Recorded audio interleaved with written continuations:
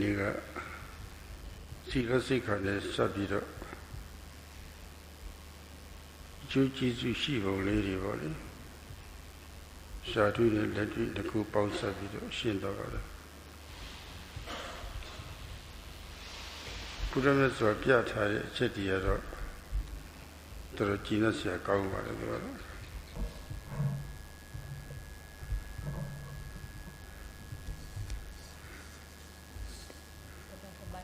Yesterday, Sayadaw-ji spoke about the benefits that occur in relationship with keeping the training of sila from both a theoretical and a practical standpoint.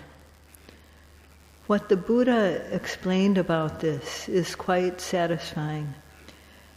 In the Anguttara Nikaya, the Buddha spoke about 5 kinds of vera and 5 kinds of bhaya. That means 5 kinds of enemies and 5 dangers. And these 5 enemies are none other than not keeping the 5 precepts. That is, the acts of killing, stealing, committing sexual misconduct, lying, and indulging in drugs and intoxicants. For those who break the 5 precepts, enemies are always surrounding one, and there is always danger. And Sayadaw-ji would like to speak today about this in the context of what is happening in the world.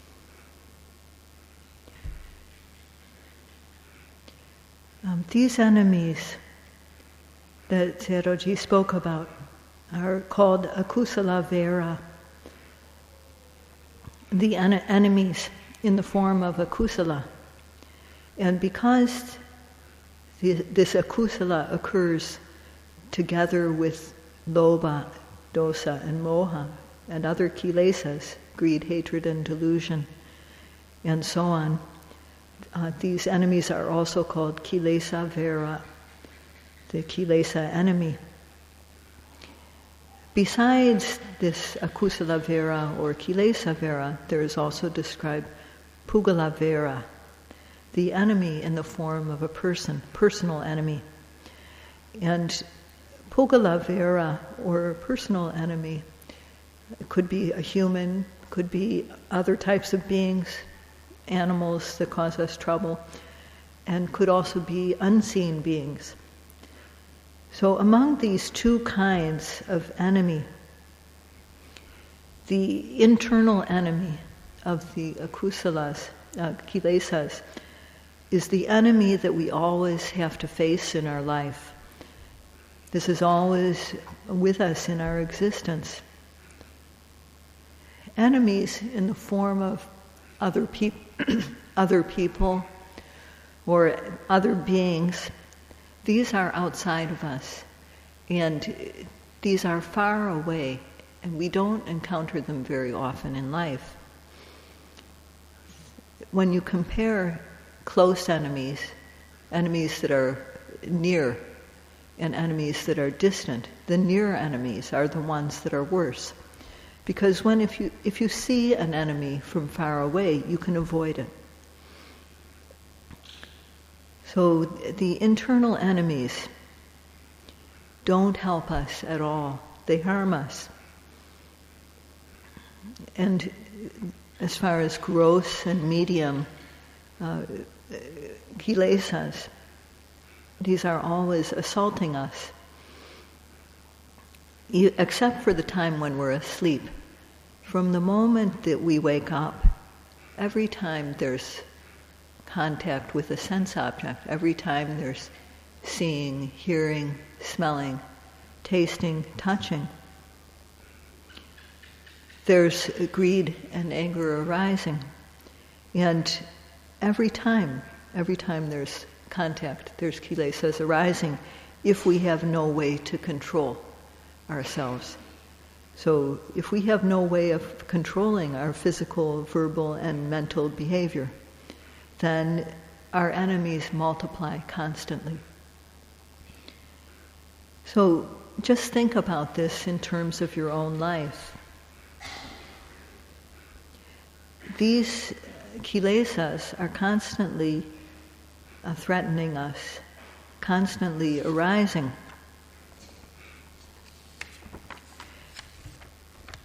Sorry.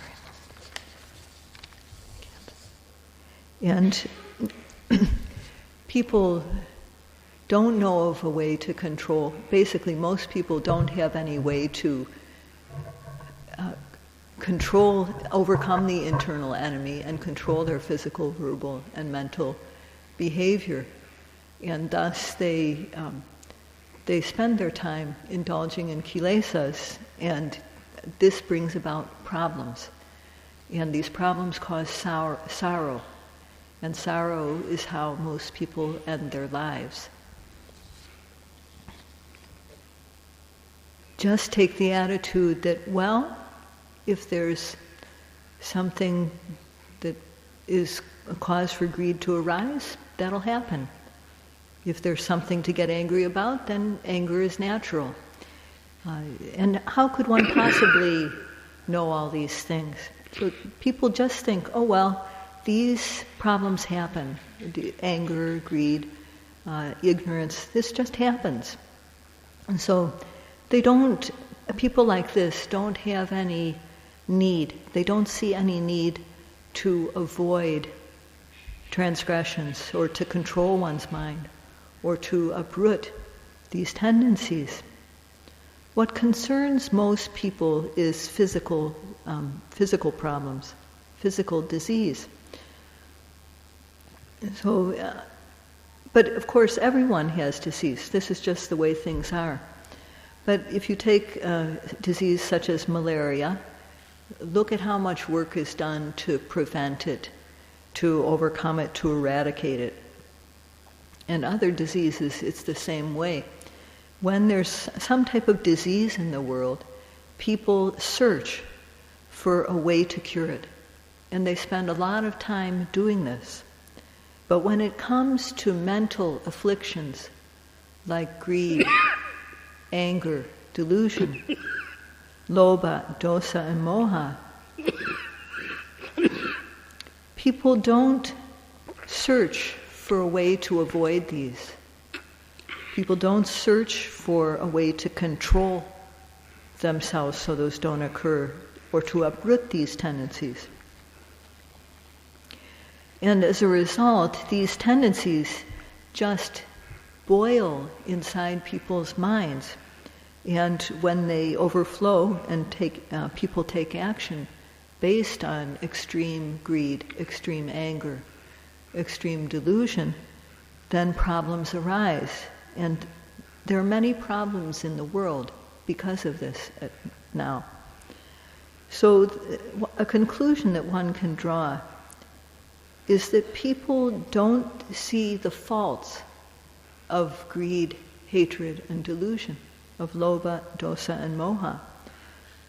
They don't know that this internal enemy is the worst one that we can face.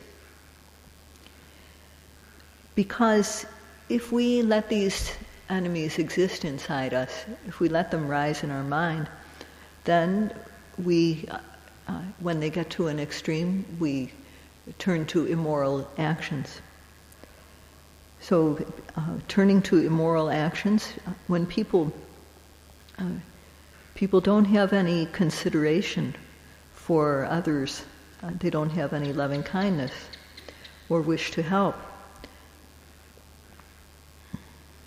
So, when there is a true wish for other people to be well and happy, and a wish for people not to suffer, with the feeling of metta for others, wanting them to be happy, when other people are happy, are experiencing good conditions, it's easy for mudita, sympathetic joy, to arise too.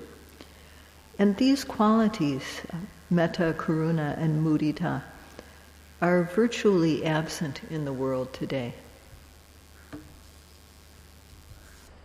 A conclusion that one can draw is that the ability to reflect about what type of action is beneficial and what isn't, what type of action is suitable and what isn't, is very much absent or lacking in the world today.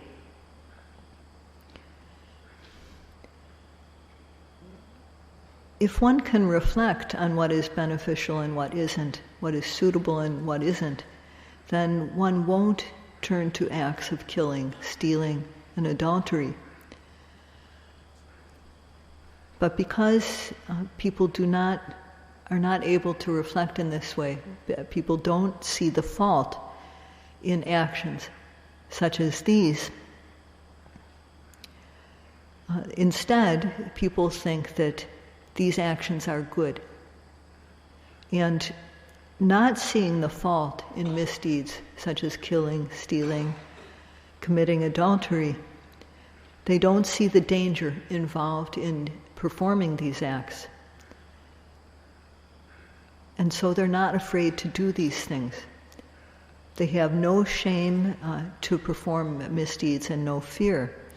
These powers of mind, the power of moral shame and moral fear, are absent. So lacking knowledge about what is beneficial and not, suitable and not, lacking a sense of shame and fear regarding misdeeds, lacking consideration for others, people just delight in misdeeds. The same way that beings who like feces are very happy to eat them. People who don't see the danger in misdeeds are very happy doing these misdeeds. So this is what is happening in the world today. People who do physical and verbal misdeeds and don't have basic morals don't see the fault of being this way. They don't have any shame regarding misdeeds or fear. These qualities, lack of moral shame and lack of moral fear, are called HIri and Ottappa. These two are called Kanha Dhamma. That means that they're black dhammas. And an analogy for this quality of these dhammas are that the color black is something that soaks up heat rather than repels it. If you compare it with cloth that's white colored, for example, cloth that is black soaks up the heat. And these dhammas are like that with regard to kilesas. It's as though they absorb the kilesas. HIri and Ottappa, the qualities of moral shame and moral dhamma, are called sukha dhamma. They make one clean and pure. So in the heat, if we wear white clothing, this repels the heat. So the qualities of these two dhammas are expressed in this way. Just like these two colors of white and black, materials made out of white and materials made out of black tend to either repel or absorb heat, so too the quality of HIri and Ottappa, these black dhammas of HIri and Ottappa, tend to make their kilesas themselves, and they don't repel the kilesas, they encourage them. And if we have a lot of HIri and Ottappa, then we'll have more kilesas. But if, on the other hand, moral shame and moral fear are prevalent, if we have those qualities a lot, then the heat of the kilesas will be repelled, and we will feel relief. So HIri and Ottappa, moral shame and moral fear, are very important for people. And it's not that they are absent from the world, but it's as if they are. Ability to weigh their actions as to whether they are beneficial or not beneficial, as to whether they are suitable or unsuitable, are not afraid of these fires. They don't know any moral shame or moral fear, and so they're happy with indulging in these fires, just like moths circling around a flame. They come to their end that way. So with lack of moral shame and lack of moral fear, these dhammas that are like the color black, if these are our basis, if these are at the base, then they will create a lot of heat in our lives. So how can we possibly be comfortable with this type of heat?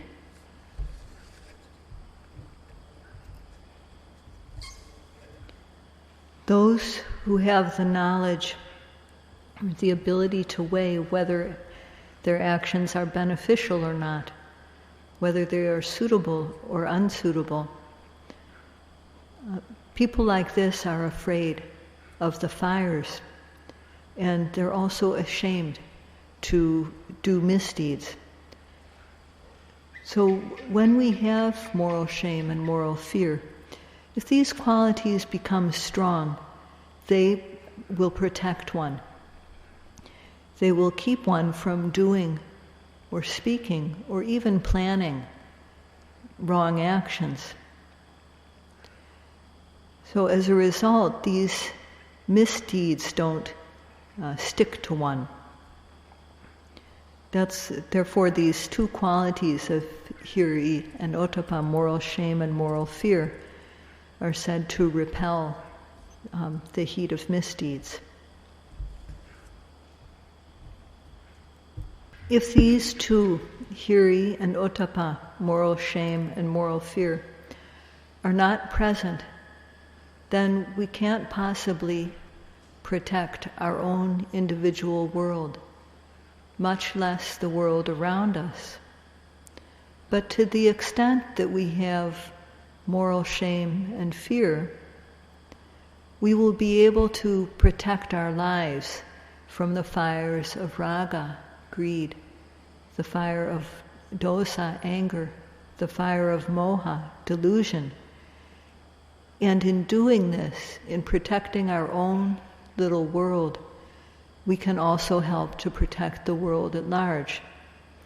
Therefore, these two dhammas, HIri and Ottappa, are called Lokapala Dhamma. They are the guardian dhammas of the world.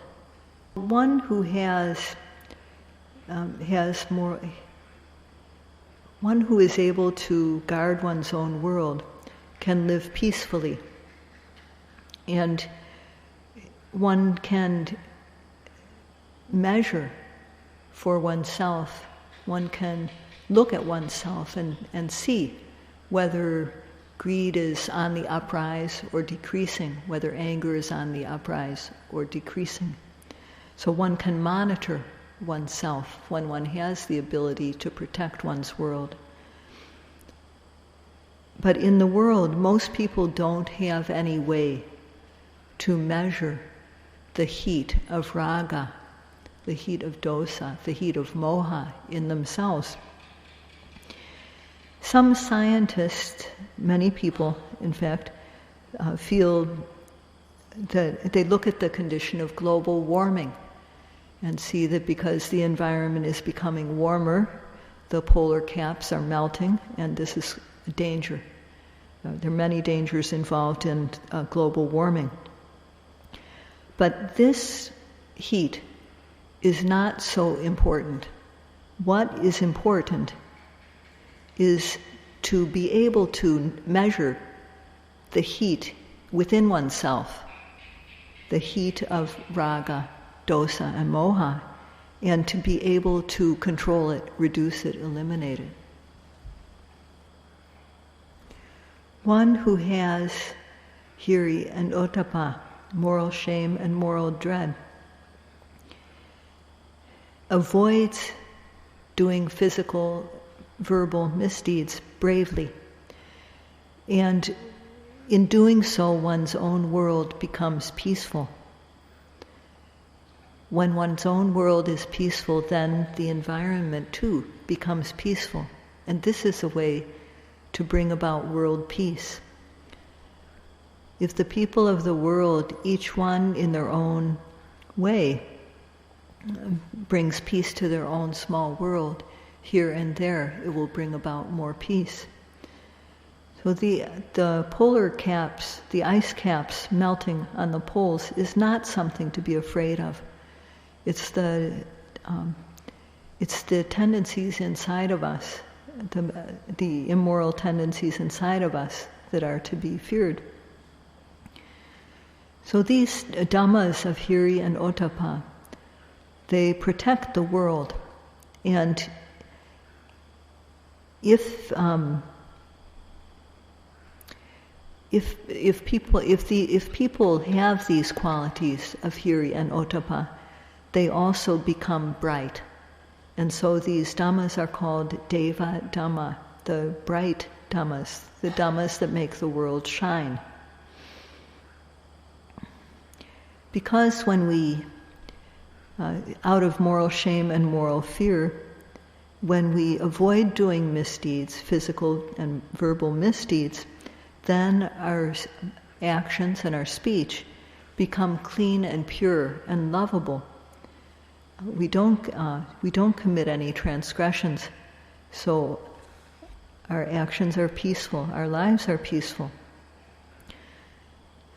If we then also do satipatthana practice, knowledge arises, and our lives become even more bright.